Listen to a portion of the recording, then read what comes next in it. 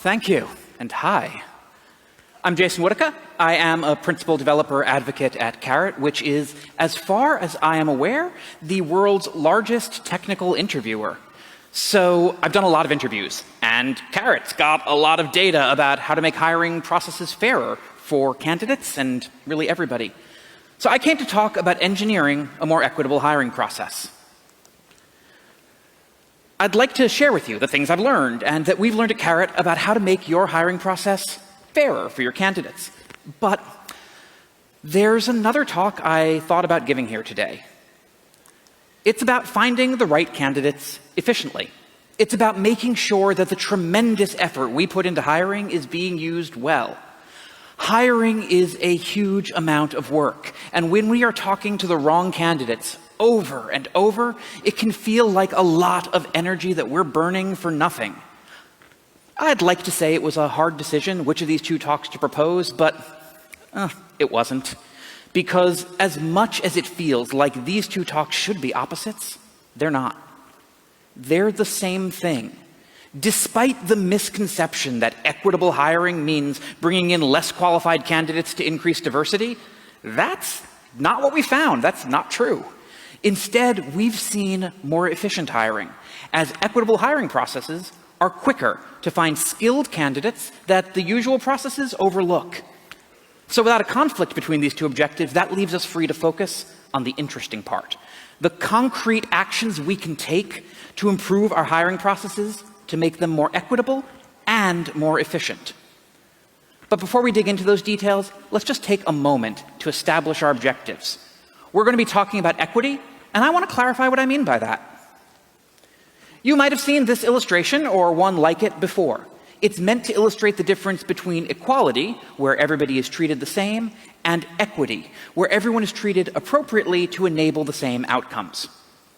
Now, I chose this image in particular because there's also a really great criticism of it, and one I want to address in the context of our industry. And it isn't nobody outside America cares that much about a baseball game. No, the issue is that the real problem here is the fence. These boxes are just working around it, and it's a fair criticism. In our industry, the fence is the history of bias that has shut some people out from opportunity over and over. But I don't think any of us knows how to take down that fence quickly. And in the meantime, there are these boxes right here that we can arrange to provide support where it's most needed. We can create equitable outcomes and not miss out on great candidates who are being held back by that fence. This talk is going to be about showing you some of those boxes in the processes around you, because I bet that you could move some of them right now. I also need to address a common misconception I see when we talk about equitable hiring. People point at a candidate and ask me, is this candidate diverse? And it just doesn't work that way. There is no such thing as a diverse hire. Let's look at it abstractly with just shape and color. When we look at all these different individual shapes, we cannot say that one of them is diverse. That's because diversity is a property of a group, not an individual. So let's gather the shapes together, and now we can start to ask that question. We can see now that the first group is not very diverse. The second group is more diverse, but only in terms of color. And the third group is pretty diverse on both dimensions. So that third group, that's a diverse group, right? Not quite. There is no finish line for diversity. We can always identify gaps and ways to do better. We could add a brand new shape to this mix and see how it's missing in this group. And if that seems unrealistic, let's remember that 30 years ago, we were quite certain we could classify every human being as male or female, and now we're acknowledging the existence of people like me.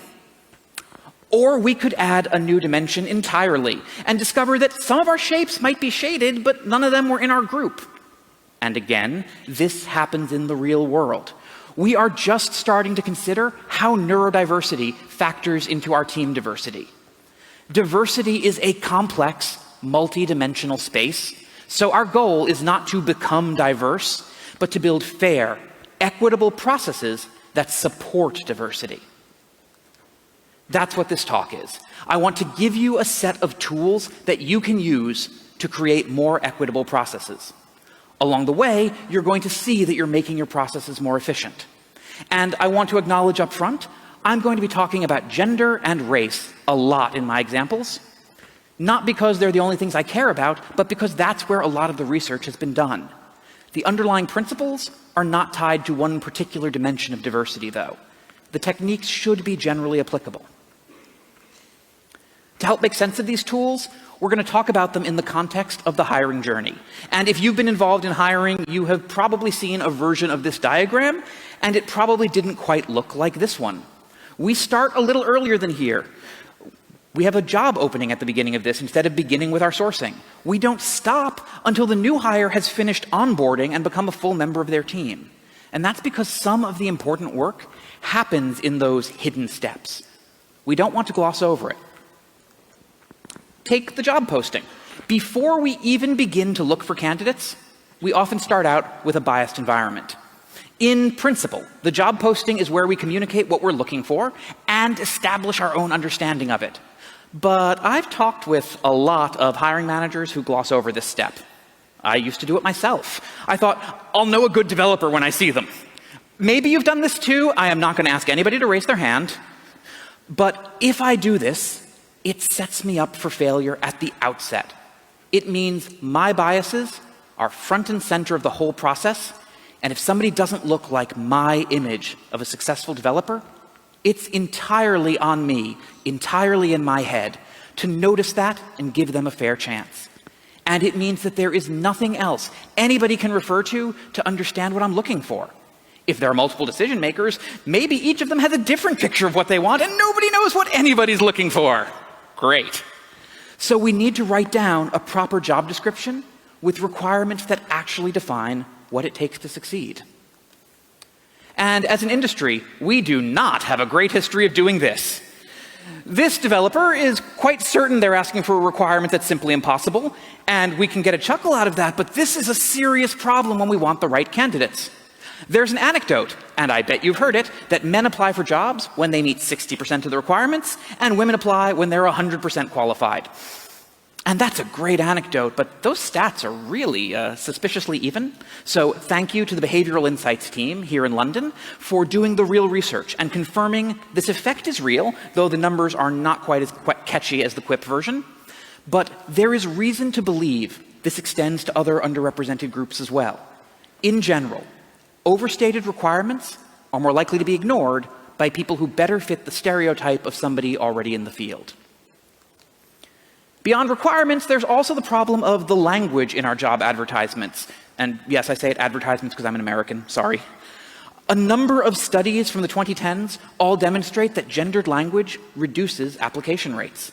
And all of these phrases here, these can all be warning signs. I'm sure you can see how go-to guy and excellent craftsmanship are both implying that our candidate will be male. But what's wrong with an assertive, ambitious self-starter? Well, the problem here is that when a woman demonstrates those traits, those aren't the words we use. And many people have learned that leadership material can mean looks like our existing executives, which generally means white and male. And I do hope we are all done titling any role ninja unless we are hiring for stealth assassinations. We aren't hiring for that, right? Don't answer that. So these are 3 straightforward steps we can take to reduce bias before we even meet our first candidate.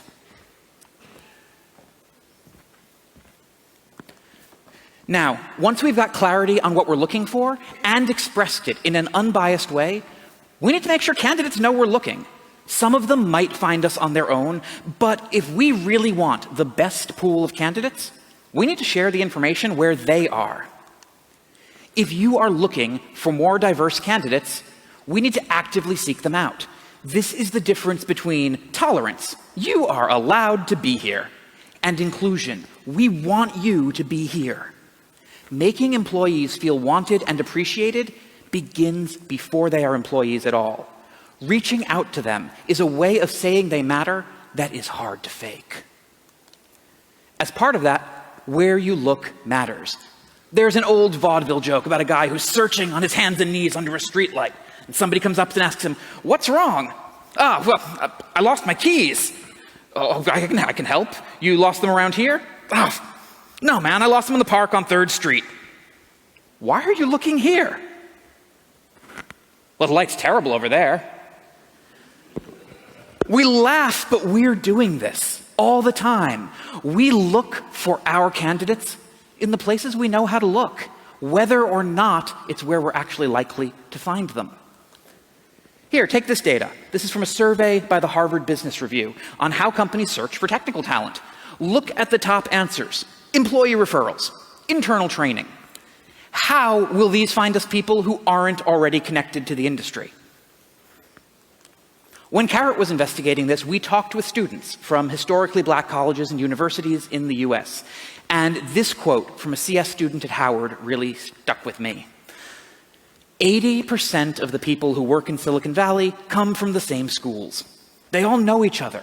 They hire people who they know. We aren't the people they know. We aren't the people they know. We need to step out from under that streetlight and meet our candidates where they are. If you want to improve your sourcing, you have to go outside your comfort zone.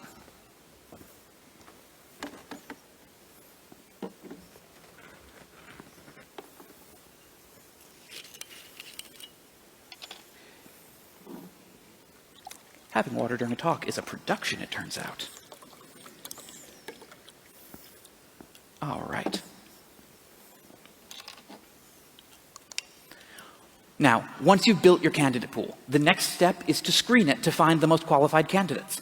In an ideal world, maybe we could interview everyone, but we've all been busy building things, and we need to talk to the candidates we feel most confident in. So one simple thing you can do is eliminate pedigree bias.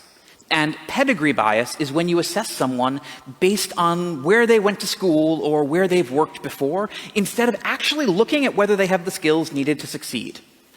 Now, I'm not going to say that someone's education or job history can't give us hints about what skills they have, but they're also enormous sources of bias. They eliminate qualified candidates based on irrelevant factors. Did this person's parents have the right connections to send them to Oxford? Did they know someone at a big-name company that helped them get in the door there once? Pedigree bias also creates artificially competitive hiring. I am sure many Oxford graduates are very good, but there's a limited number of them. You're competing with every other company that hires Oxford graduates, while equally qualified candidates from different backgrounds are sitting and waiting and hoping someone will call them back.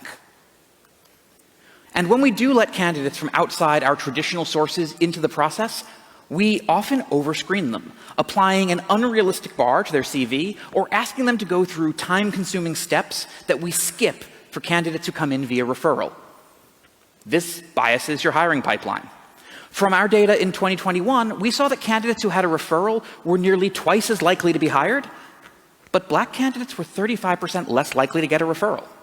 And they were 44% more likely to apply directly via the company's website. We saw that less than 10% of those direct applicants were invited to interview, compared to more than 70% of the referrals. But those direct applicants perform nearly as well on technical interviews as the referred candidates did, and were more likely to accept an offer when one was made. And that makes intuitive sense, right? They reached out to us to apply. Looking at this larger candidate pool in depth can take effort, but it's worth it when you find more qualified candidates that you might have missed, and you improve the rate at which they're accepting offers to join you. Now, you might be tempted to hand off this screening to an AI tool, but I think you should resist. AI screening tools are advertised as reducing unconscious bias, but the data doesn't bear that out. Models are only as good as the data that went into them, and we can all see the bias in the history of tech hiring, and that's our data source. The best that we can say is that AI models trade out unconscious human biases for algorithmic biases, and in doing so, create a false sense of confidence that the algorithm, unlike a human, will be fair. And when the algorithm is inevitably unfair, who's accountable? Now, the best way to reduce bias in this stage is to reduce your reliance on CV screening and instead focus on approaches that let you observe the candidate's fundamental job skills. Ask them to answer some straightforward questions about what's relevant to the job, or produce a very small work sample. Then you can evaluate them based on what they can do, not where they've been. And when you're doing this, again, focus your screening on those must-have traits that are absolutely essential to success. Nice-to-have traits can come later in the process, once you're deciding between multiple qualified individuals. Here you go. 3 actions you can take to improve your screening and find more of the qualified candidates that you might have been overlooking.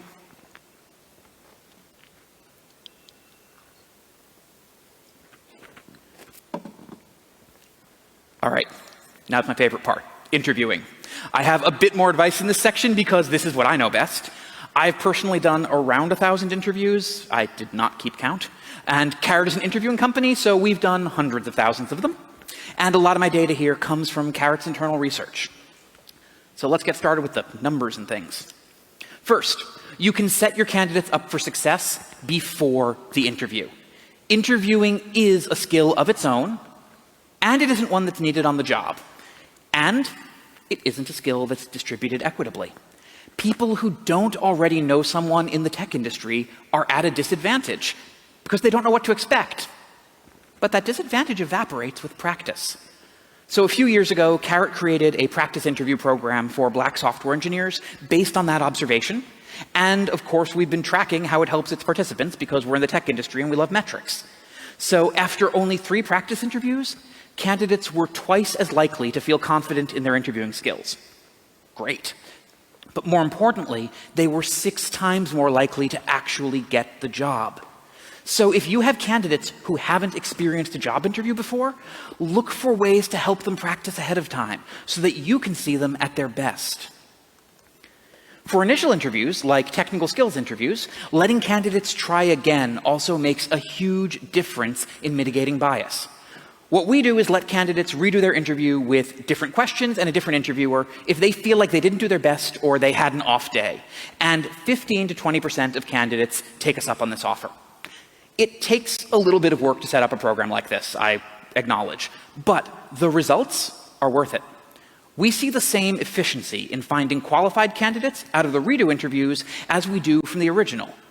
Because many of the candidates who opt in are correct. The first interview was not a reflection of their real capabilities. We've also observed that the redo interview is particularly beneficial for candidates who are underrepresented in tech, and even candidates who choose not to redo their interview, that 80 to 85%, also report some benefit, because knowing that the option is there can reduce anxiety during the interview. Now, in addition to things you can do to set up your candidates for success, you can also set yourself up for success before the interview. Because an interview is an opportunity to learn more about a candidate. And like any opportunity to learn, it works best if you plan in advance. So that means coming into the interview with a plan for what you'll ask and for how you're going to evaluate it. The single most effective thing you can do to remove bias from your interview process is to use a structured evaluation. Just like in the job description, oh, I'll know success when I see it, is handing over the reins to whatever biases are present in the moment when you make the decision. Instead, have your interviewers answer a set of specific questions about the job-relevant skills they were there to assess. As you develop that, you can be intentional, and you can avoid a few of these interview pitfalls. First of all, there's coupled assessments, and they're common. At one extreme, if you are just asking somebody for a yes or no about a candidate at the end of the interview, you have coupled all the parts of the assessment into one. But whenever we couple multiple traits, we are making it hard for a candidate to excel at one, but not another. For example, some years ago, we shifted from asking our interviewers to score a candidate's communication skills as a whole to independently scoring the clarity of their speech and the clarity of their explanations. When there was only one score, candidates whose accent was strongly different from their interviewers could rarely get a good score. With them independently ranked, the skill of choosing a clear explanation is scored independently from the happenstance of mismatched accents. So decouple the assessments in your evaluation to help your interviewer think about them independently. Now, more subtly, sometimes hidden assessments sneak into our questions, often based on an unchallenged assumption about what we think a successful person is like. A popular interview question I've seen and taken before is to implement Conway's game of life. And I gotta say, Conway's game of life is really neat. I love it. But do candidates who've seen it before have an advantage? Probably. And is knowing a neat mathematical toy important on the job? Oh, probably not. So it's a hidden assessment for their familiarity with something utterly irrelevant. Now, there is one hidden assessment that deserves particular attention because it is so common. A lot of interviews include an implicit element of guessing what the interviewer wants. Remember, an interview is a high-stress situation, and I deleted my notes on this slide and only kept the second half. Lovely. So the key thing here, gotta do this section without my notes. Holding your thought, that interview is a high-stress situation, but importantly, reading your mind, there's two reasons why people ask for, two reasons I've heard, why people ask you to guess what the right thing to do is in an interview. The first one I hear is because I want to see what this person's going to do naturally. Sorry, no can do. You cannot find out what someone will do naturally because an interview is an unnatural situation. On the job, you are not going to be sitting with a deadline measured in minutes and someone else staring at you and taking notes and have a question that's tailored to figure out if you have certain key skills on the job, and if you can just get those, it will fall immediately. So the best that you can hope for is seeing if that person can demonstrate the skills you're looking for when you're being clear about what you're looking for. The other reason I hear a lot is, well, I want to give them ambiguous information and see how they deal with it. Great, you can do that. You start by saying, hey, this problem might have incomplete information, and if you don't feel like you have everything you need, start by asking me whatever questions you need. There you go, you have just made it clear to them there's unclear information while revealing none of the actual ambiguity. You don't actually need to withhold information from them.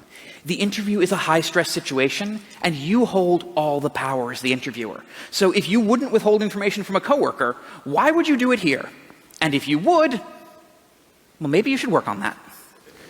This has an impact in mitigating bias. In my own conversations with people, underrepresented candidates have described being more afraid that asking a question will be penalized instead of expected by the interviewer. Sadly, I can't even say this fear is misplaced. Research has shown that a female candidate who encounters a challenge in a technical interviewer is likely to be offered assistance sooner than a male candidate. Then during the evaluation, the interviewer is more likely to penalize her for not being able to solve the problem without aid. Now, of course, offering no aid in an interview increases the stress, and frankly, I think it's somewhat inhumane. Instead, what we do is we've developed rubrics for when to offer assistance, how much assistance to offer, and then how to factor that into our scoring of the interview. You can do this too. You just need to plan ahead for the eventuality that people need help.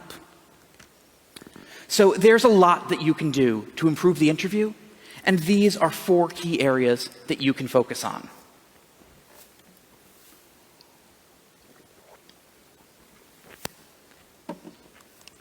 Now, if all goes well during that interview, and we're interested in the candidate, then we're going to make them an offer. And there's really just one thing to be said here, but it's important and it's often overlooked.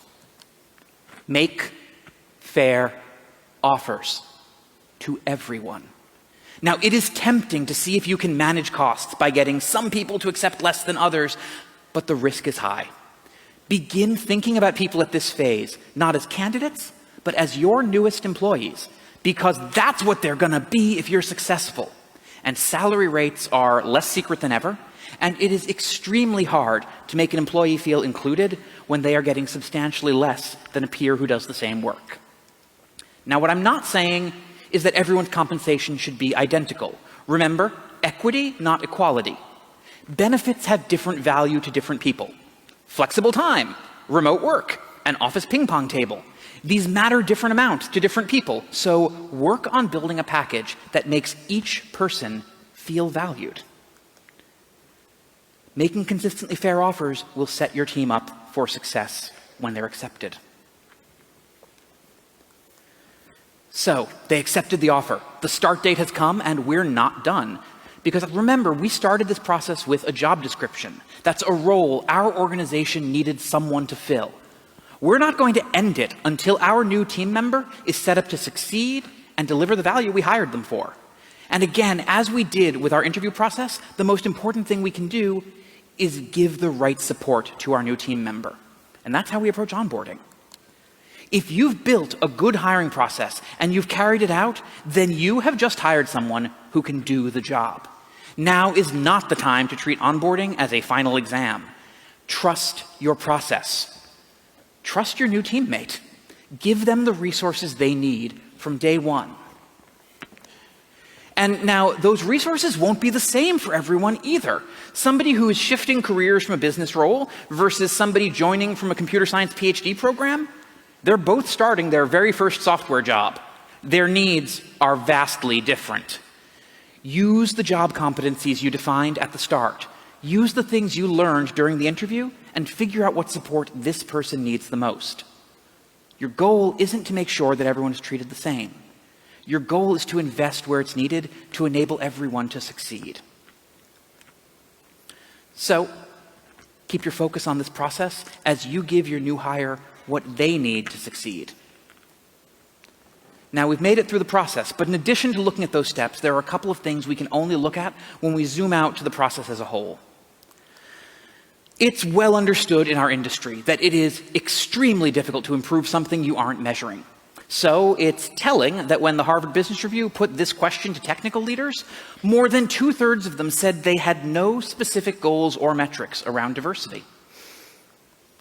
From a different angle, when we asked the same people who in their organization is responsible for diversity, nearly half the respondents said either nobody or the CEO. And I think in a case like this, those answers are the same. If your CEO is responsible for technical diversity, do they know that? Do they have any incentives tied to it? As an industry, we know things about how to create organizational change. It relies on having some way of measuring whether that change is happening. So, if you are serious about making your hiring process more equitable, set a metric around the change you want to see. Say you want to broaden the reach of your recruiting. Then set a goal to keep the proportion of new hires from your traditional recruiting funnel lower and increase the proportion hired from new sources. And set that goal on who you actually hire. You can't fake that number by wasting candidates' time. Now, it can feel scary to take a goal that relies on things that are so outside of your control, but I promise you, your peers in other departments can help with this. After all, your sales team's goals are not about how many people see an ad. They're about how many people buy your stuff. We can approach equity with the same boldness. And yes, this is hard. Not just the goal-setting part, all of it. All of it is hard. It is hard to go against the common practice. It is hard to put in the work to be rigorous when you could just fall back on your gut feelings and not be doing that much worse than everybody else is. It would certainly be hard to put everything I just shared into practice overnight. You don't have to do that. Take one step. If you aren't already doing it, structured scoring for your interviews. That's really the place I'd suggest to begin, because it makes so many of the other steps easier. But really, the best place to begin is with whatever change you can actually make. Find a box, move it to a better place, and feel good about the change that you're making. But go grab the next box too. Thank you. You can find resources on the web at the link on screen, and you can connect with me on LinkedIn and Mastodon and email and find me around the conference and do all of those other online things. I would love to say hi. This is one of my favorite topics. Thank you all so much for listening.